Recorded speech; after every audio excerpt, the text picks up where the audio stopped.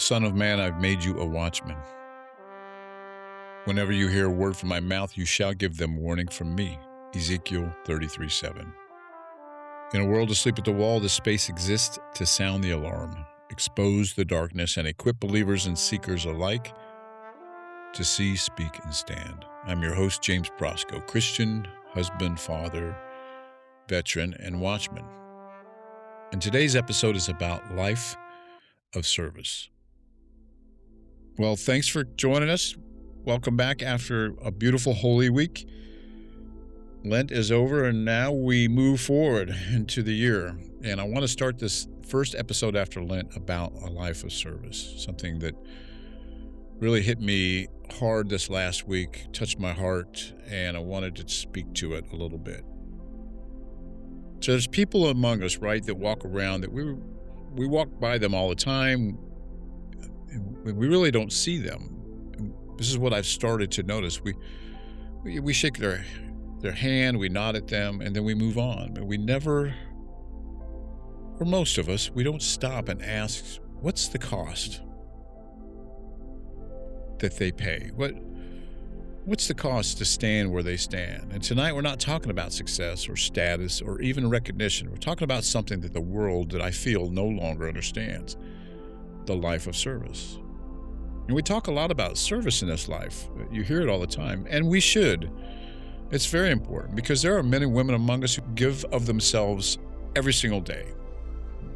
The caregivers in our lives are tremendous people. I love my caregivers, my docs, and my primary care doc, and all the nurses who they carry such immense weight of taking care of us day in and day out. They're amazing. The life of a surgeon who holds people's life literally in their hands. What about the firefighters and police, law enforcement, police officers firefighters run into flames in burning buildings without hesitation? What a beautiful life of service. The police officer who stands in danger to protect another person. The teacher who pours themselves out every single day to teach our children, your children and mine, who are rarely recognized. And the soldier who swears to defend freedom that most of us never have to think about. That's service. That's real service. And every one of those lives carry sacrifice, don't they? But here's what we don't often talk about. Even in that sacrifice, there remains something held back, a life that still belongs to every one of them. As beautiful as that service is, they have the freedoms to live their lives as they choose, to have a family, a home, a table to return to, the choices about how they live their lives, what to pursue, what to build. And there's nothing wrong with that. Don't get me wrong. Those are great, honorable things to do. But it's not the same. It's not the same kind of service we're talking about today. It's not a life that's given in moments or shifts. It's not part-time, full-time. It's not seasons. It's in totality. A question is no longer to them, what do I want to do with my life, but what does he ask of me? And it's not built around personal goals, what I accomplish for myself, but it's emptied of those goals and given over fully and completely. A life of service to the Lord. And yes, we need to acknowledge in all service areas there are those who fall. And we cause wounds, and those still matter. They should never be ignored. But that's not the whole story. And we can't stay there. We can't get lost in the past mistakes of others. What we need to stay in is right, what's right in front of us today. The person that still serves, that still hands everything over through love. So what are we missing? What are we not seeing? Lives right in front of us being lived right now, consistently, quietly, without recognition. They don't fit into anything the world celebrates. There's no spotlight, no applause, no platform, and no exit plan. Just faithfulness, day after day, year after year. A life that begins early much earlier than mine, and often ends much later than mine. I don't know about you, but I try to get up at the last second, and I'm in bed by 8:30. I witnessed these men and women live their lives from before the sun comes up to after it sets, driven by devotion, not deadlines or ambition. Moments spent in silence when nobody's watching, prayers offered for people that they will never meet, taking on what's not their own and offering it up anyway, listening to the broken, guiding the lost, and standing in places that most of us, if we're honest, want to avoid. And when the day's done, they don't get to clock out. They don't step away. Because this isn't a role they play. It's a life that is given completely and freely. And here's the part that really should stop us. They chose it. They weren't forced. They weren't required to step into this role. They stepped forward and they said yes. Not to comfort or recognition, but to surrender. And now you probably know who I'm already talking about, or maybe you're just starting to see them for the first time. I'm talking about the priest, the man who stands at the altar, not as a performer or a speaker, but a man who has given his life completely to stand between heaven and earth. The one who hears confessions, not once, not occasionally, but always. Who carries that weight of the sin, bringing it to God on behalf of others. The one that walks with families in their darkest moments and their joys also, often within the same day.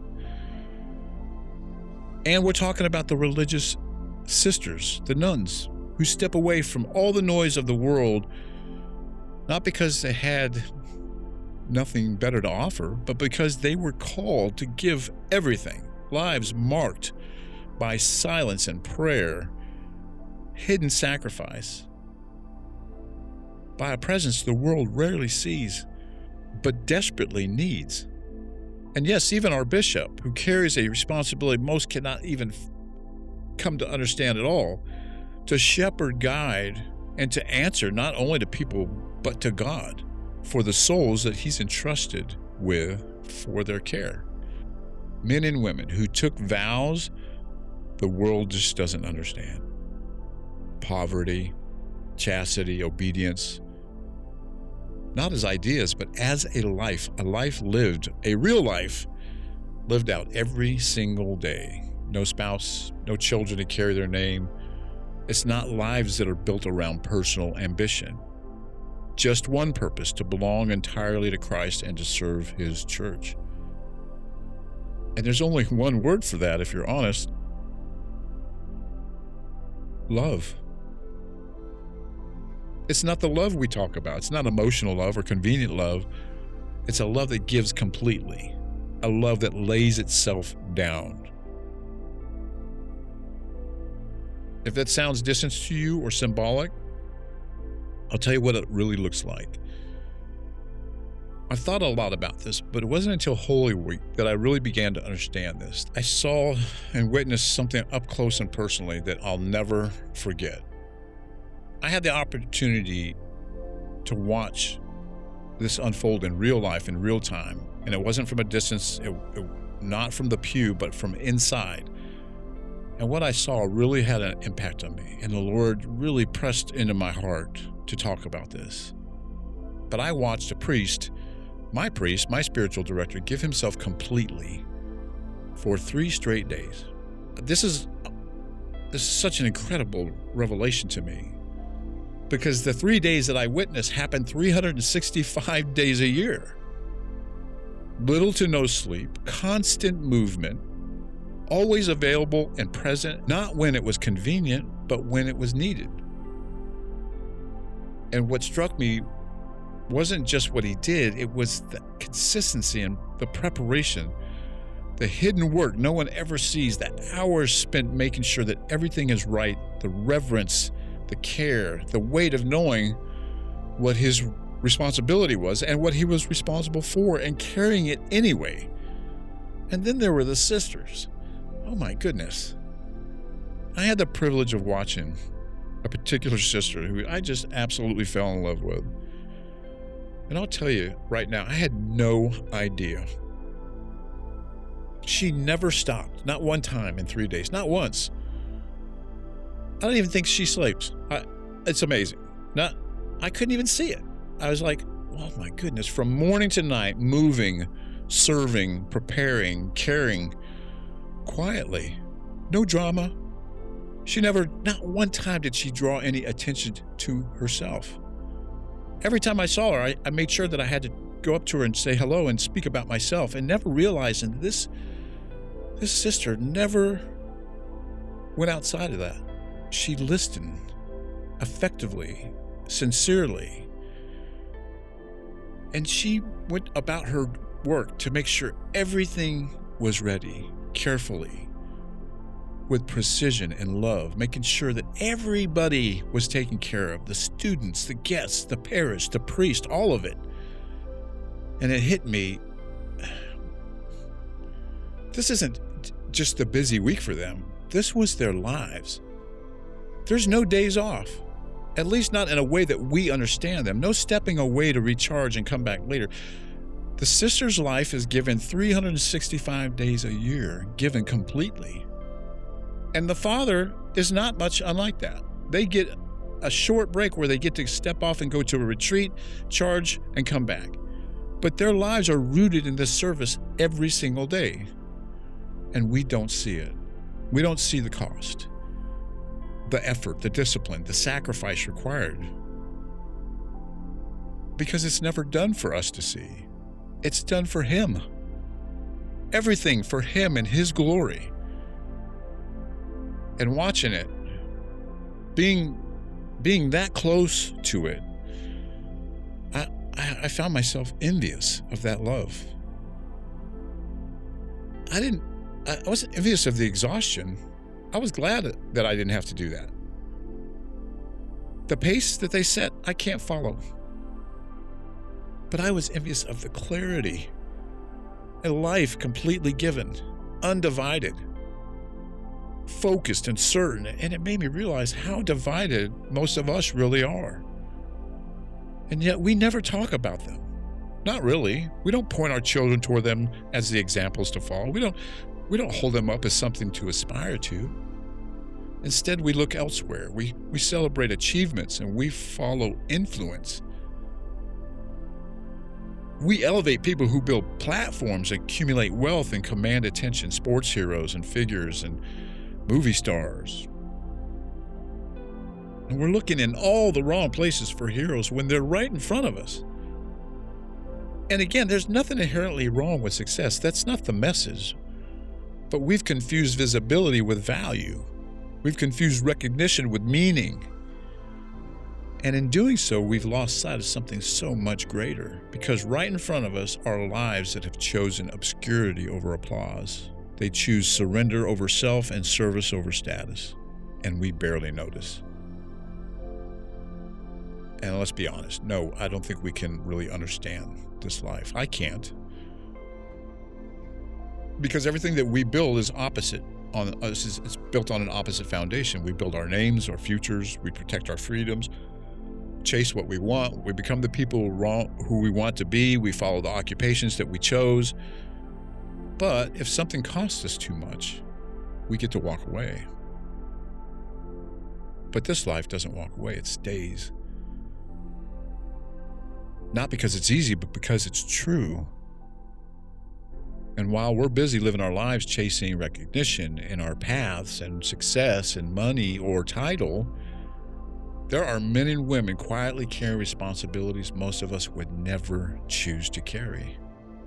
Think about it. Spiritual weight, moral accountability, the care for souls. Not for a moment or a season, but for a lifetime. And this part should humble us. They don't ever ask for applause or status. And most of the time, they do it without ever being understood. So maybe the question isn't, Why don't we see them? Maybe the real question, what does our culture train us to look for that made us miss them? Jesus says it quite plainly. He says, whoever would be great among you must be your servant, and whosoever would be the first among you must be your slave. Even as the Son of Man came not to be served, but to serve, and to give his life as a ransom for many. Matthew 20:26-28. I couldn't say it better myself if I tried. This life of total surrender is not outside the gospel. It is the gospel, lived out. So where does it leave us? Where does it leave you and I? And maybe it just starts with something simple, just being able to see them, not as part of a routine, not just a person doing their role, but of someone who has given their life.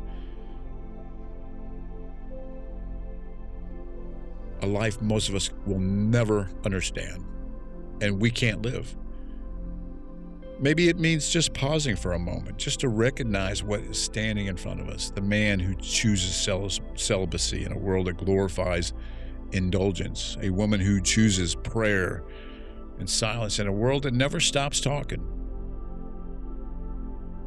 a shepherd who carries a responsibility that's not measured in success but in souls. It means recovering what we've lost, and what we've lost is reverence. I see it every week. I see some great examples of reverence, and then I see absence of reverence at the same time. I'm not talking about, this is not blind admiration. It's not ignoring the past, but a clear, honest, grounded respect for those who still stand and serve and say yes. John 15:13 says, greater love has no one than this, that someone laid down his life for his friend. And that's what this is. Love. It's not spoken, it's lived. We don't need more celebrities. We don't need louder voices, and we don't need more platforms. We need witnesses. Men and women who remind us every single day that there are people who give their lives fully to God. So the next time you walk into church, don't just take your seat. Look around. Pay attention. When you have the chance, thank your priest, thank your sister for their love and their care, for their life of service, because they said yes.